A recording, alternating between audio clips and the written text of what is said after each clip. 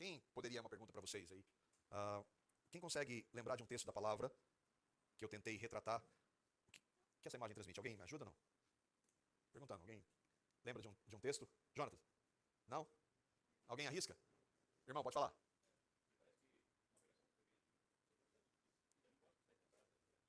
Graças a Deus. O irmão e a minha esposa entenderam a mensagem, a imagem. É claro que eu coloquei essa imagem pensando nesse texto, né? Poderíamos pensar outros textos da palavra, mas eu fiquei pensando um pouco sobre esse texto. E dessa imagem aí, nós não sabemos, obviamente, como Jesus era. Nós um dia vamos vê-lo, mas nós sabemos como ele era. Não é aquele, muito pouco provável que ele seja aquele de cabelos longos, de olhos azuis, como um judeu. É provável que ele não fosse com essa imagem, que é retratada nos filmes. Mas é o texto que o irmão Pedro lembrou, Mateus capítulo 11, versículo 28, e eu queria que nós lêssemos, e que tem um pouco a ver com o que eu gostaria de meditar com vocês nessa manhã. Mateus capítulo 11, verso 28 diz assim: Vinde a mim, eu estou destacando aí esse a mim, a uma pessoa, todos os que estáis cansados e sobrecarregados, e eu vos aliviarei. O que você faz quando o medo, a ansiedade, as nossas quedas, os nossos pecados, por consequência a culpa, vem, as incertezas, as preocupações, as tribulações, tristezas, decepções desta vida te assolam? Alguns vão para... Eu fui receitado recentemente para tomar um remedinho, para melhorar. Outros vão buscar em práticas, vão se ocupar mais das coisas para não pensarem naquilo. Outros vão para propostas humanistas que não podem mudar. Ontem eu vi na segunda parte, ontem o Danilo lembrou um pouco da história de 2000 anos da história do cristianismo, que todas as tentativas centradas no homem nunca vão trazer real significado, nunca vão dar descanso verdadeiro. Mas há uma expressão, e que, aliás, eu fico muito contente quando os irmãos que fazem a abertura, eles entram em contato com os irmãos que vão ministrar e pegam um texto e procuram trazer a abertura dentro do contexto da mensagem. Eu fico muito grato ao Senhor, porque tem sido uma continuidade de culto, do início, né, da abertura. Os irmãos têm, pela graça de Deus, sido usados. E o que o Jamis falou aqui tem total relação com aquilo que nós vamos tratar. Muitas pessoas vão buscar na religiosidade quando elas estão cansadas e sobrecarregadas. Elas vão buscar alívio na religiosidade. Mas o Senhor está dizendo para nós irmos para Ele, uma pessoa. E é disso que eu gostaria de tratar, e compartilho, volta e meia compartilho com os irmãos de lutas, um dos pecados que precisam ser tratados, da ansiedade. Eu queria então que nós refletíssemos sobre esse tema. O que é a fé cristã? Cristã é do Cristo, do Messias, em Jesus. É a fé em uma pessoa. Ela é uma expressão de religiosidade ou ela deve ser um relacionamento pessoal com Cristo? Eu já tratei algumas vezes deste tema e é um dos meus grandes temores. Também compartilho, por vezes disso, eu tenho muito medo da religiosidade. Porque nós podemos fazer tudo o que é certo com o alvo errado. E é um risco imenso isso. É muito sutil esse erro. Alguns de vocês talvez nem vão se atentar para ele. E é difícil tratar porque há alguns que já, ao ouvirem esse tema, eles já vão ter uma predisposição contra, porque eles vão defender a doutrina. Outros vão... Não, é isso mesmo. A fé cristã é um relacionamento a despeito da doutrina. Há distorções, aqueles que defendem tanto a doutrina, pela doutrina, que esquecem que ela tem um alvo. Nós nos identificamos com as doutrinas reformadas. Cremos que elas são as que mais se aproximam, mais fiéis às Escrituras. Mas a teologia reformada, ela não é um alvo em si mesma. Por outro lado, há aqueles então que eles defendem um relacionamento com Deus. Aliás, eu estava num casamento, um recasamento de uma irmã, e eu estava ouvindo de alguém que estava falando lá, para não dizer quem era, e ele falou assim: às vezes o meu relacionamento com Deus é algo pessoal. Às vezes, eu luto com isso. Qual Deus você está dizendo? E alguns desses vão dizer assim: relacionamento com Deus não pode ter doutrina. Porque nós estamos falando de algo pessoal. E muitas pessoas, nós vimos ontem também, muita gente relativiza o seu Deus, o relacionamento que eu tenho com Deus é algo pessoal, entre eu e Deus. Eu já vi isso muitas vezes. E aí então enfatizam o relacionamento em detrimento à doutrina. Isso é uma distorção. E nós precisamos sempre voltar ao prumo de que o alvo da palavra de Deus, um conjunto de doutrinas, não são as doutrinas, mas o Deus por trás delas. E não há como conhecer a Deus sem doutrina. Isso é impossível, isso é uma bobagem. Não, meu relacionamento com Deus é só eu e ele. Eu não preciso de igreja, não preciso de Bíblia. É uma coisa pessoal, sabe? Não sei, porque isso não existe. Não existe relacionamento pessoal com Deus sem as doutrinas que Deus estabeleceu. Por outro lado, nós podemos ser defensores de doutrinas sem nos relacionarmos com Ele. Isso é um risco muito grande. Aqueles então que defendem e estão nesses extremos. E eles estão errados. O problema é que todos nós estamos sujeitos a errar em um ponto ou outro. Todos nós. Se você crê em Cristo, saiba. Você faz parte dessa proposta, dessa realidade. Eu e você, às vezes, erramos nisso. Todos nós. Mas eu queria, antes de a gente entrar propriamente nos textos da palavra, tentar definir isso, porque assim como eu mostrei a imagem, alguns podem entender o que é aquela imagem, o que eu queria transmitir com aquela imagem, é preciso que nós entendamos o significado dos termos. O que é doutrina? O que é religiosidade? O que é relacionamento? E a primeira definição, são definições que eu tentei ser básico, bem simples, para que nós possamos compreender. Primeiro, o que é doutrina? Dentro do campo religioso ou do campo da fé, doutrina é, de forma simples, um conjunto de ensinamentos, leis, regras, condutas ou princípios que expressam aquilo que se crê como uma realidade espiritual, como verdade espiritual. Por exemplo, a Bíblia é, sim, um conjunto de doutrinas. Ela tem isso. Ela tem ensinamentos, ela tem regras, ela tem não faça, ela tem faça. Então, nesse sentido, nós cremos e precisamos de doutrina. Existem, obviamente, falsas doutrinas no meio cristão. A falsa doutrina da salvação por obras, a falsa doutrina, essa mais sutil, da salvação pela fé, mais obras, a falsa doutrina de que Jesus foi apenas um grande mestre. Aí, fora da área do terreno cristão, mas que se encaixa dentro da cristandade, o ensino falso da reencarnação, do purgatório, o ensino falso da mediação de Maria, o ensino falso no evangelho da confissão positiva, da teologia da prosperidade, e por aí vai. Mas o nosso alvo hoje não é tratar de falsas doutrinas, de falsos ensinos, mas da defesa correta das doutrinas bíblicas, e aí que eu quero que nós pensemos, como a razão final. O meu alvo é defender as doutrinas da teologia reformada. E tê-las como um conjunto de regras e esquecer que esses ensinos, eles têm como razão final Cristo. O fim da lei, o objetivo da lei é Cristo. Por exemplo, aqueles que então se dizem os defensores da teologia reformada. E há um risco, você sair de uma expressão de religiosidade para outra, que tenha essa primeira com muitos erros doutrinários, você ir para uma que tem menos erros doutrinários, você ficar ainda na expressão da religiosidade. O nosso objetivo é que nós entendamos que as doutrinas estabelecidas por Deus em sua palavra, e só em sua palavra, foram dadas com este alvo, para que nós o conheçamos. Conheçamos a Deus. E um dos textos centrais, que eu creio que mostra isso, foi proferido pelo autor das doutrinas da Escritura, o Senhor Jesus, João, capítulo 5, versículos 39 a 40.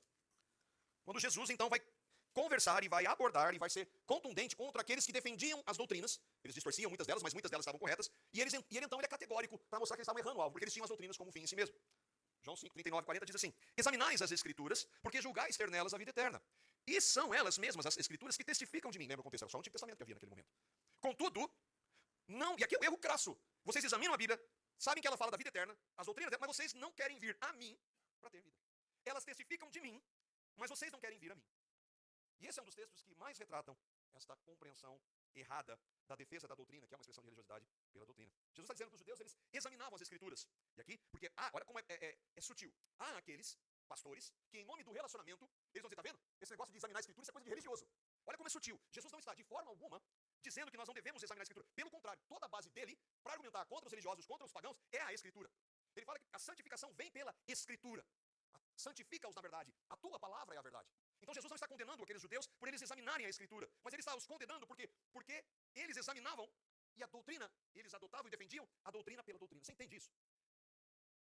A Bíblia, ela não é o alvo. O alvo é o autor dela. Jesus está dizendo, são elas que testificam de mim, eu, uma pessoa. Ele também diz que as Escrituras ensinam a vida eterna. Vocês julgam ter nelas a vida eterna. Mas o que é a vida eterna? Quem é a vida eterna? Ele também diz que as Escrituras ensinam um caminho, então, para essa vida, mas os ortodoxos judeus daquela época não queriam a Cristo. Ou seja, por mais conhecimento que os mestres da lei tinham da Bíblia, nada valia. Afinal, eles não queriam ir a Cristo. Eles não queriam ir a uma pessoa, ao Deus encarnado. E ir a uma pessoa implica em um relacionamento pessoal. É por meio dele que é a vida que nós teremos vida eterna. Eles conheciam o livro, mas não o seu autor. E esse talvez seja o pior dos enganos. Eles sabiam as regras do livro. Eu estou falando porque eles criaram muitas distorções. Mas por vezes, Jesus falou assim, vocês ouçam o que eles ensinam, mas não façam o que eles fazem. Então, Jesus está dizendo que por muitas vezes havia situações em que eles acresciam o legalismo, eles distorciam, mas havia momentos em que eles defendiam corretamente as doutrinas. Só que eles defendiam as doutrinas, as regras do livro, mas rejeitavam o legislador.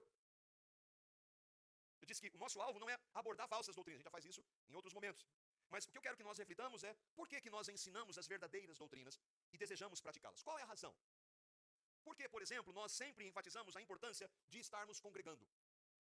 Não deixe de congregar, como é costume de alguns.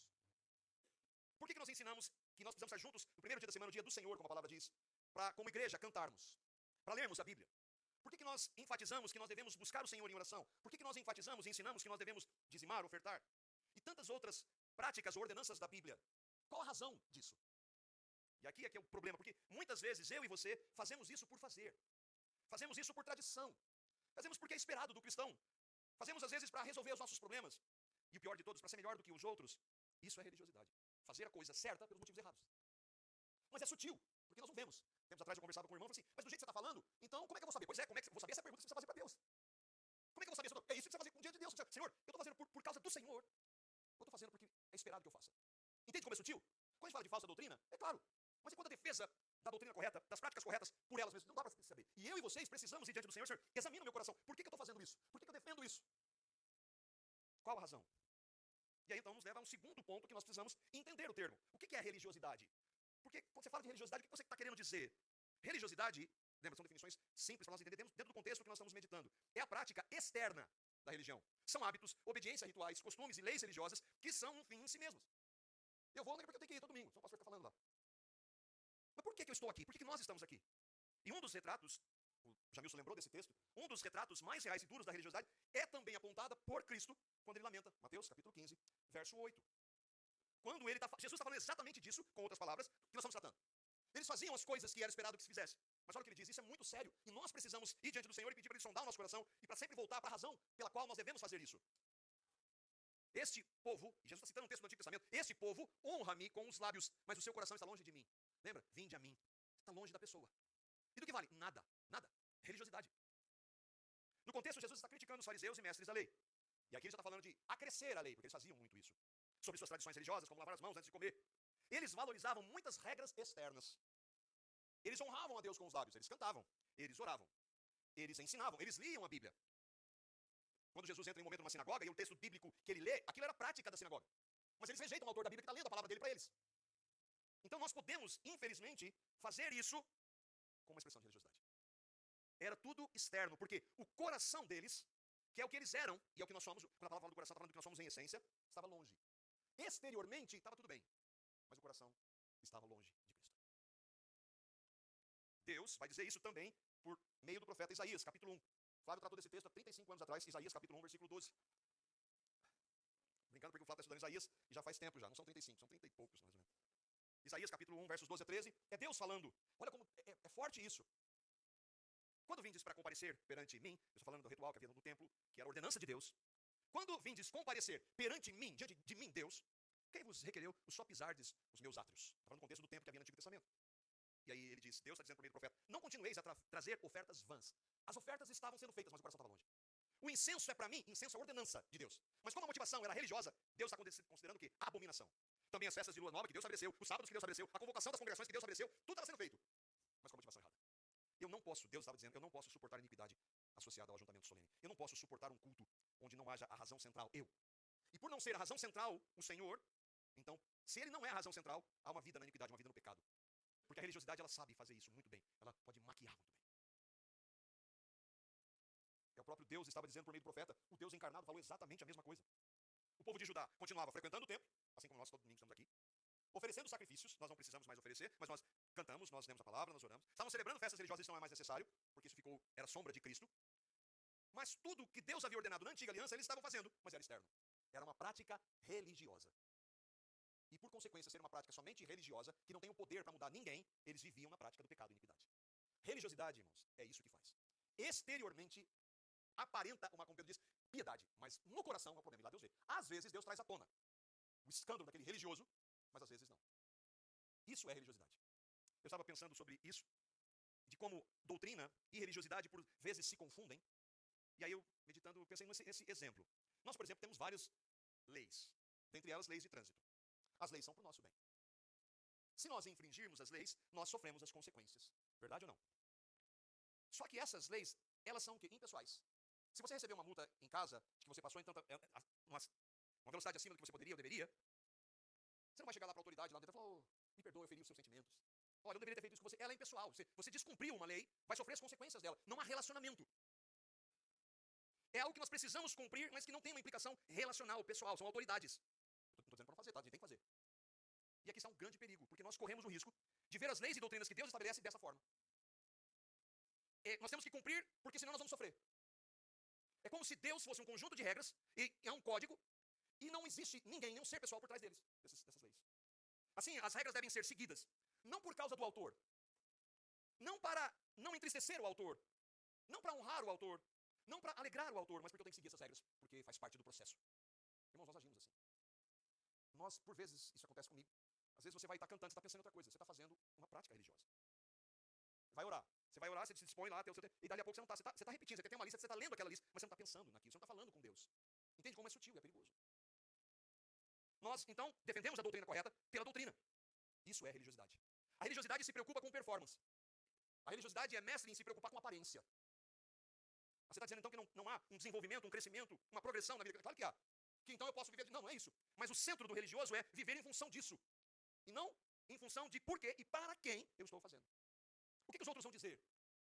Tudo externo. Por que eles viviam assim, os judeus, grande parte daqueles religiosos? Porque lhes faltava relacionamento. Mas o que é um relacionamento? É um vínculo entre pessoas, baseado em conhecimento, em convivência, em comunicação e compromisso. Todo relacionamento tem regras. Então, por isso que essa ideia já rompe com aqueles, os liberais, que querem não tem nada. Eu me relaciono com Deus do meu jeito. Isso não existe. Existe um padrão estabelecido por Deus. Ninguém vive sem regras. Nenhum nível de relacionamento. Até os promíscuos, você já ouviu falar, né, do poliamor, que é uma orgia numa casa. Até eles, entre eles, têm regras. Agora, as regras não são um fim em si mesmas. Elas servem para nortear os relacionamentos. Em resumo, relacionamentos são vínculos entre pessoas. E o alvo das doutrinas da palavra de Deus é esse vínculo entre eu e Cristo. Relacionamento pessoal. Os salvos foram salvos para que o relacionamento com Deus, rompido na queda, fosse restaurado. Por isso que aquela imagem, eu gostei e quis usá-la, é daquele, um desenho ali de alguém abraçando o Senhor. Está cansado, está ansioso, cometeu aquele pecado de novo. Tem lutas, tem derrotas, tem preocupações, e aí o Senhor, vem a mim. O Senhor falou assim, ó, é o seguinte, você está com problema? 10 passos, tem um livro aqui, siga essas regras. Ele falou, venha a mim. Como eu vou a ele? Por meio do que ele estabeleceu, mas o alvo é ele. Relacionamento é um vínculo pessoal. E eu queria então ver com vocês 4 rápidas perguntas para nós então entendermos isso, tentarmos compreender e como pela graça nós podemos, pela graça, ser transformados e crescer nesse relacionamento. Como nós devemos ver as leis de Deus, suas doutrinas, sua palavra. Agora, e aqui é um grande erro, é que a base precisa estar solidificada. E a base qual é? Esse relacionamento tem que ter um início. Como começa o relacionamento de um ser humano com Deus? Uma das mensagens, eu me lembro do reverendo Hernandes, quando ele falou que uma das pregações mais importantes de Jesus, ele pregou para uma pessoa só, para Nicodemos, que era o topo da religiosidade. Pensa num cara bom na religiosidade. Nicodemos era. E aí então Jesus vai tratar com ele para mostrar que toda a religiosidade dele não valia nada, não podia nada, e que ele tinha uma necessidade para que então pudesse começar um relacionamento com Deus, porque estava corrompido. Desde o momento que o pecado entrou. E por ele, Nicodemos, ter nascido em pecado, seus muitos pecados, inclusive muitos pecados da sua religiosidade, só poderiam ser tratados por uma realidade. João capítulo 3, quando Jesus vai conversar com esse homem. Aliás, esse homem vai conversar com Jesus. João capítulo 3, versos 1 a 3, diz assim. Nós vamos ver como é que começa o relacionamento. E aqui é um milagre. Né? Ninguém pode fazer, faça isso, faça aquilo para você começar. Isso é um milagre. Havia entre os fariseus um homem chamado Nicodemos, um dos principais dos judeus. Este foi de noite ter com Jesus e lhe disse, Rabi, sabemos que és mestre vindo da parte de Deus, porque ninguém pode fazer esses sinais que tu fazes, se Deus não estiver com ele. A isso Jesus respondeu. Jesus não falou nada do que ele está falando aqui. Jesus foi falar como ele poderia, a única forma dele ter um relacionamento com Deus, toda a religiosidade dele era lixo, era esterco. E aí ele disse, Jesus, para aquele homem, em verdade te digo, se alguém não nascer de novo, não pode ver o reino de Deus. Jesus está dizendo, se alguém não nascer de novo, não pode ter um relacionamento com Deus. Então você pode fazer um monte de coisa que a Bíblia ordena, mas se você não tiver um relacionamento que começa no novo nascimento, nada disso vale. Sem o novo nascimento, a possibilidade de relacionamento pessoal com Deus é zero. É preciso um milagre do novo nascimento. Um milagre da regeneração, um milagre da conversão. E por ser milagre, só Deus pode fazer. O que nós devemos fazer? Pregar o Evangelho. Para que o Espírito Santo, em sua graça, opere esse milagre. E o que é o Evangelho? A Bíblia, a palavra de Deus, diz que Deus criou esse universo. E nesse universo, nesse planeta que nós estamos, dentro desse universo, ele criou um local, um jardim. E lá ele colocou a sua criação mais importante, a menina dos olhos, o homem. O ser humano, o homem e mulher, feitos à imagem e semelhança de Deus. E ele tinha um relacionamento com eles. Deus ordenava, eles estavam obedecendo. Nós entendemos pelo texto que na viração do dia, todo final do dia, entendemos que ele estava lá para se relacionar com eles.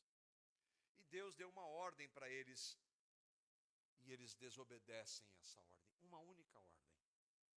Naquele momento, quando eles desobedecem, a Bíblia chama essa desobediência de pecado, e aquele relacionamento que eles tinham é rompido. E Deus então mostra logo em seguida a queda, que a única forma de ter o relacionamento estabelecido seria por meio de Cristo. Milhares de anos depois, Cristo Jesus, o Deus encarnado, que veio a essa realidade, ele vem e cumpre toda a lei de Deus. Deus exige perfeição. E ele cumpre, e na cruz, ele trata com os pecados de pecadores, que não podem buscar a Deus, que não querem a Deus, não podem obedecer. Quais pecadores? Todos aqueles que reconhecem que naquela cruz, Cristo morreu, derramou seu sangue para perdão de seus inúmeros pecados, que Cristo morreu por eles, que Cristo fez com que aqueles que creem morressem com ele, para então, na sua ressurreição, dar a eles uma nova vida. Quando alguém crê nisso, e por consequência de crer, arrepende-se de seus pecados, naquele momento, inicia-se esse relacionamento.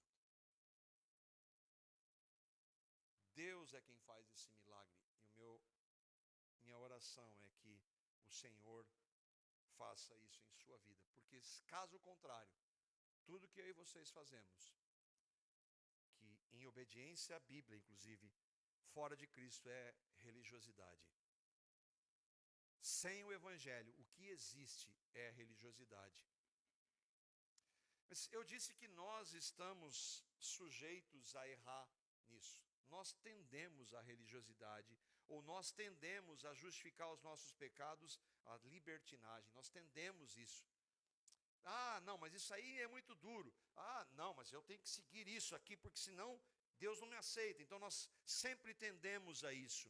Mesmo regenerados, nós podemos congregar, nós podemos pregar, nós podemos ler a Bíblia, nós podemos cantar, nós podemos orar como expressão de religiosidade.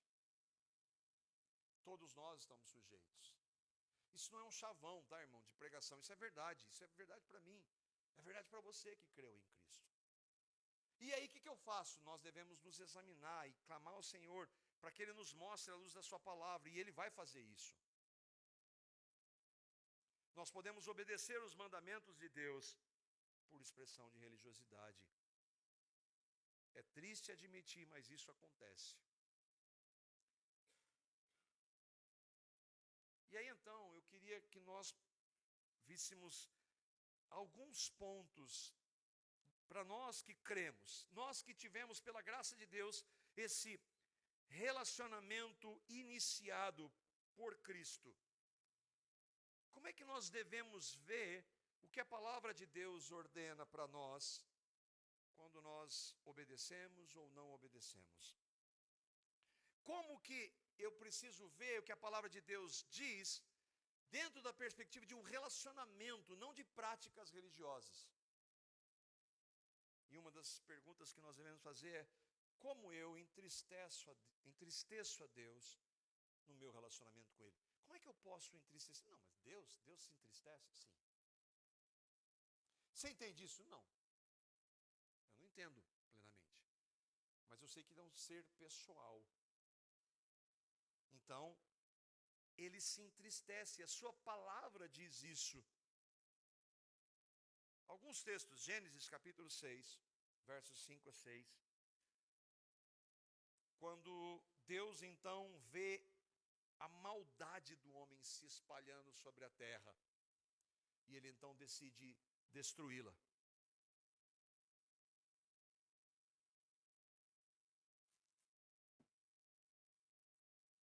Gênesis capítulo 6, versos 5 e 6 diz assim: Viu o Senhor que a maldade do homem se havia multiplicado na terra, e que era continuamente mal todo o desígnio do seu coração. Então se arrependeu o Senhor de ter feito o homem na terra, e isso lhe pesou no coração. A Bíblia diz que Deus não é homem para que se arrependa. Então não é que ele, no sentido de que eu fiz uma coisa errada, porque o arrependimento pressupõe um erro. O arrependimento pressupõe pecado. Deus não peca. Então o que o texto está querendo dizer é que Deus, nós não entendemos isso, porque tudo está debaixo dos decretos de Deus, do governo de Deus, ele sabia que tudo isso ia acontecer. Mas o que ele está dizendo é que ele se entristeceu de ver a realidade humana. Deus se entristece. Ele se entristece com o pecado. Jesus também demonstrou isso Mateus capítulo 23, verso 33, 37.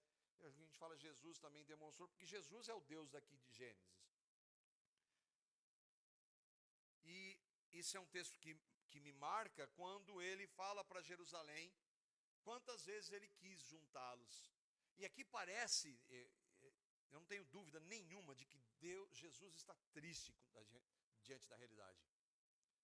Parece que a gente ouve ele falar aqui. Mateus 23, 37, quando ele diz assim: Jerusalém, Jerusalém, que matas os profetas e apedreja os que te foram enviados. Quem enviou ele? Quantas vezes eu quis reunir os teus filhos como a galinha junto os seus pintinhos debaixo das asas, e vós não o quisestes. Quantas vezes ele mandou a sua palavra, profetas para tratar, e eles não quiseram. Jesus está alegre aqui? Não, ele está triste. Efésios capítulo 4, verso 30. E aqui nós estamos vendo como a Trindade se entristece. Efésios capítulo 4, verso 30. Paulo está escrevendo para os cristãos, para mim e para você, que tivemos esse relacionamento iniciado quando nós cremos. Ele disse assim: não entristeçais o Espírito de Deus, no qual fostes selados para o dia da redenção. Quem foi selado para o dia da redenção? Somente os regenerados. E é possível que nós, regenerados, entristeçamos o nosso Deus. Você consegue ver? Puxa, eu quebrei uma regra. Não. Eu quebrei uma regra de conduta. O que os outros vão falar? E agora? Eu não sou tão bom quanto eu dizia que eu era. E agora, como é que eu achava que eu era melhor que aquele? Nada disso. A razão de quando nós pecamos, a nossa motivação, a nossa resposta deve ser: Senhor, eu pequei contra o Senhor. Está vendo que é relacionamento? E eu desobedeci um conjunto de regras, desobedeci um livro. Não, eu desobedeci a Deus. Nos versos 25 e 29 desse texto aqui, Paulo está falando de abandonar a mentira, de controlar a ira, de não roubar, de usar palavras que edificam. Então ele está dizendo que é possível que cristãos cometam esses pecados. E aí ele está dizendo: cristãos, não entristeçam a Deus com esses pecados. É óbvio que ele não está falando que só esses. Qualquer pecado, quando nós cometemos, entristece aquele que chamamos de Senhor. E isso deve trazer em nós um pesar, uma dor. Não importa o resto. Não é religiosidade, entende? A religiosidade, ela se preocupa com a aparência. Porque mesmo eu e vocês, quando cometemos pecados, se nós cremos que só eu e vocês sabemos, aquilo traz pesar. Senhor, eu não queria. Ainda que eu seja totalmente responsável. Paulo fala dessa luta em Romanos 7. Ele se entristece porque, Senhor, eu pequei contra o Senhor, isso traz tristeza ao seu coração, é o que a palavra de Deus diz. Não é assim: puxa, eu não cumpri as regras do sistema religioso que eu faço parte, agora vou ser multado. Você entende a relação? As leis de trânsito, eu não presto contas para pessoas, eu presto conta para um sistema. Mas a palavra e Deus é uma relação com Ele. Ou, eu perdi a salvação. O que vão falar de mim? O que vão falar do pastor? Que toda hora está falando que está ansioso. Que pastor é esse? A razão central de eu querer obedecer é não entristecer o meu Senhor. É um relacionamento. Senhor, eu não quero entristecer o Senhor. Eu lembro da imagem do abraço de Cristo. Tá bom, meu filho? Você se arrepende, confessa, está perdoado. Lembra de Davi? Davi fez um monte de coisa contra um monte de gente. Pecou contra pessoas. Mas quando o profeta diz para ele o confronto, ele diz o quê? Pequei contra o Senhor. Eu fiz o que era mal aos seus olhos, eu entristeci o meu Senhor. Isso é arrependimento. Religiosidade não produz isso. Não é que, Deus não vai me amar mais. Ou se eu errei, Ele vai me amar um pouco menos. Ou eu preciso desempenhar para Ele me amar mais. Não, Ele amou plenamente e totalmente quando Ele deu o seu Filho. Mas eu não quero errar contra aquele que deu a sua vida por mim. Relacionamento é contra Ele, é contra uma pessoa. Quando eu peco, eu entristeço. E alegrá-lo, Ele se alegra? Como eu alegro a Deus? Por exemplo, quando um coração contristado se arrepende e confessa, ele recebe. Lembra que a palavra diz? Que tem festa no céu quando um pecador se arrepende. E para um pecador que já foi salvo, ele vem para mim, vem. Eu não vou jogar na sua cara.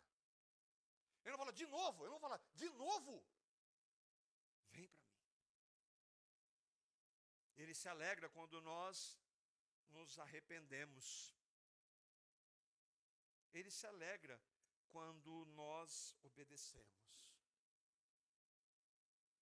Provérbios capítulo 11, verso 20. E aqui está mostrando que Deus, Ele tem prazer na obediência genuína. Prazer, alegria. Provérbios 11, 20, alguns textos. Os perversos de coração são abomináveis ao Senhor, mas os que andam em sinceridade são o seu prazer. A alegria, a sinceridade no sentido de em obediência ao Senhor. Quando nós o obedecemos, Ele se alegra. 1 Samuel 15, 22. Aqui ele está falando para Saul. Deus havia dado uma ordem para Saul, ele falou, não, eu quero dar um jeitinho aqui. Não, eu quero fazer uns sacrifícios para o Senhor. E havia ordenança do sacrifício no Antigo Testamento que apontava para o sacrifício vicário de Cristo, sim. Mas ele estava fazendo de modo errado, era hipócrita, era falso. 1 Samuel capítulo 15, verso 22. E aqui ele vai dizer onde o Senhor se alegra. Porém Samuel disse, tem porventura o Senhor tanto prazer em holocaustos e sacrifícios, quanto em que se obedeça a sua palavra? Qual é o prazer do Senhor? Em obedecê-lo. Ele se alegra. Ele se alegra quando nós obedecemos. Ele não me ama mais se eu obedecê-lo. Ele já me amou plenamente em Cristo. Mas Ele se alegra. Eis que o obedecer é melhor do que o sacrificar, e o atender melhor do que a gordura de carneiros. E o Senhor Jesus é um dos que a gente sempre cita. E aí está falando porque nós somos chamados a amar mais o Senhor. Ele nos ama plenamente, mas nós somos chamados a crescer nesse amor. E como é que eu amo o Senhor? Jesus vai dizer, João capítulo 14, verso 15. Jesus continuou, se vocês me amam, obedeçam os meus mandamentos. E aí, irmãos, a questão é do relacionamento, é me alegrar. E junto dessa alegria que o Senhor tem quando nós obedecemos, vem também o que? Deve vir um sentimento de gratidão, porque se eu o obedeci e Ele se alegrou, eu devo louvá-lo, porque foi Ele que me capacitou a obedecê-lo. Nós nos alegramos, às vezes, quando aconselhamos irmãos que estão na sua luta e eles pecaram, as consequências, aquele transtorno, mas há arrependimento, há perdão, há restauração. Nós nos alegramos quando isso acontece. E o Senhor, quando nós o obedecemos. Ok, então eu entendi como cristão que eu não quero... Eu não estou preso a um código de regras que eu tenho que seguir. Eu não quero pecar porque eu não quero entristecer o Senhor da minha vida. Eu quero alegrá-lo.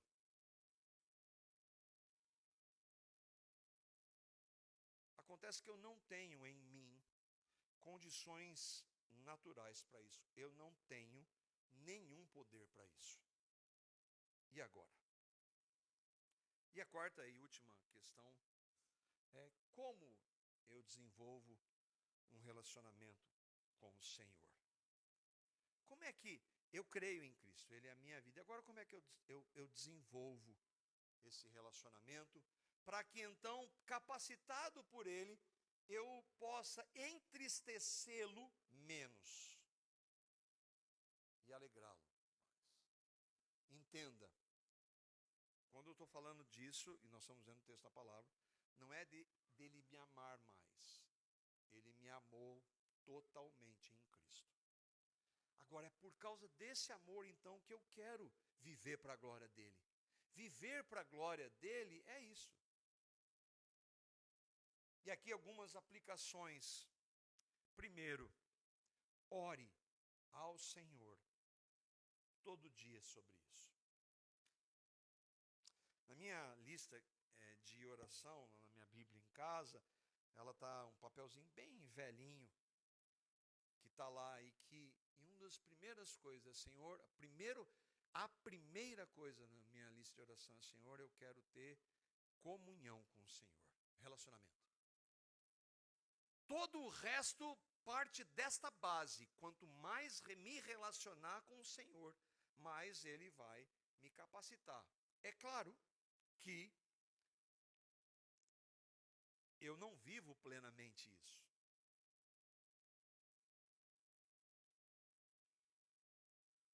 Aqueles que estão mais perto de mim, né, quanto mais perto, mais vê, sabem, a minha esposa, os filhos e os irmãos que estão perto, sabem como eu sou falho nisso. Então, por que você caiu nessa realidade de pecado? Porque falta comunhão. Porque falta um relacionamento mais íntimo, mais próximo.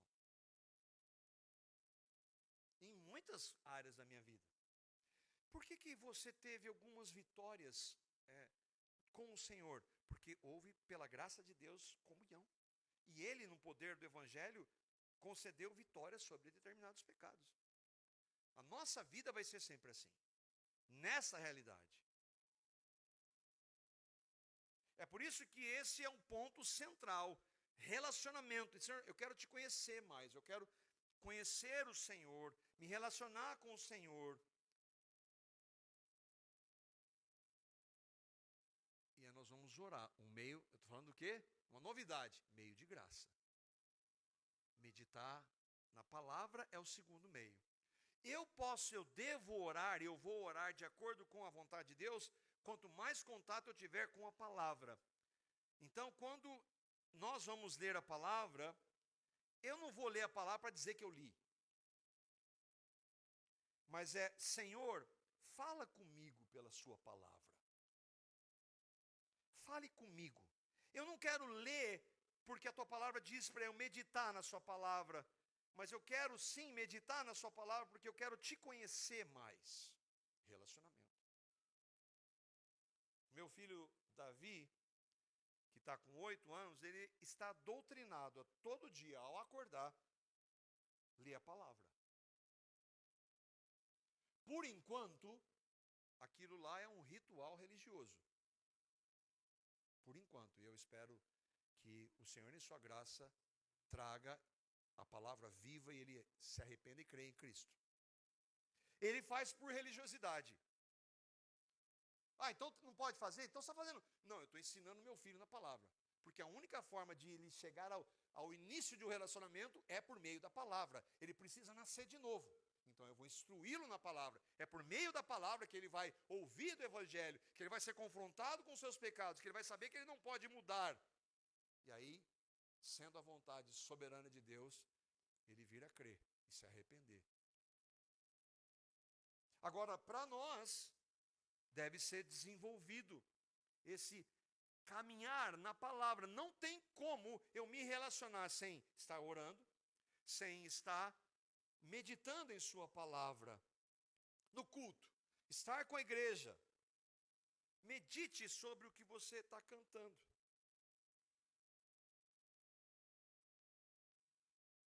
Quando nós estamos cantando, reflita sobre as verdades maravilhosas que nós estamos cantando, louvando. Esteja atento. Senhor, eu quero cantar, eu não quero ficar olhando para o lado, eu não quero ver quem está fazendo isso, aquilo. Senhor, eu quero cantar a tua palavra, louvar o Senhor. Quando você for ouvir, Senhor, fala comigo.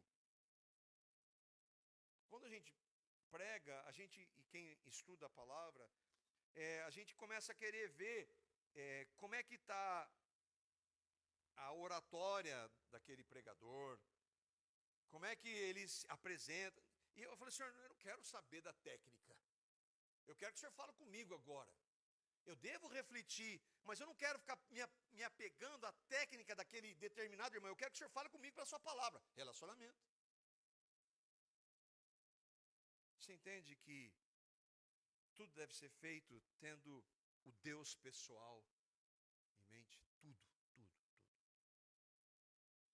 Nós vamos viver plenamente isso? Não, aqui não. Nós vamos viver plenamente isso na eternidade, sim. Mas quanto tempo vai levar? E o último texto, João 17:3. Quanto tempo vai levar para eu conhecer a Deus? Plenamente. E olha, esse texto é maravilhoso. Jesus está dizendo o que é vida eterna. Vida eterna é viver para sempre, né? Não. A vida eterna é o quê?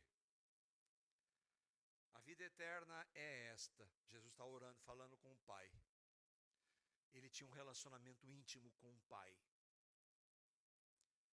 Ele diz assim, a vida eterna é esta, Pai, que te conheçam, a ti, o único Deus verdadeiro, e a Jesus Cristo, a quem enviaste.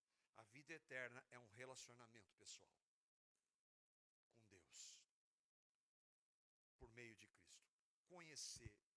Me maravilha, me alegra de saber que esse verbo é o verbo utilizado na Bíblia para aquele que deve ser o momento de maior intimidade dentro de um casamento.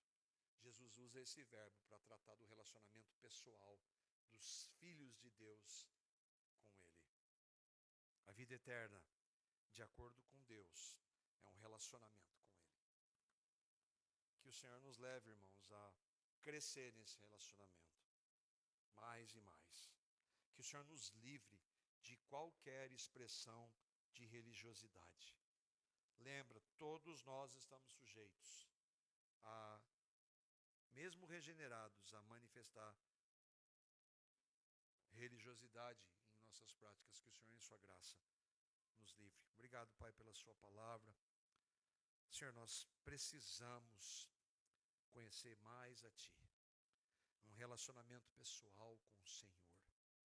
Precisamos falar mais com o Senhor a sós. Precisamos ouvir o Senhor falar pela sua palavra. Precisamos estar com o teu corpo, a igreja, para que por meio destes meios que o Senhor concedeu em sua graça, nós cresçamos não na religiosidade, mas um relacionamento pessoal contigo. Faz isso, Senhor, nas nossas vidas. Livra-nos da religiosidade, Senhor. Perdoa-nos por tantas vezes que somos tendentes a isso. Obrigado por esse tempo, pela sua palavra, em nome de Jesus.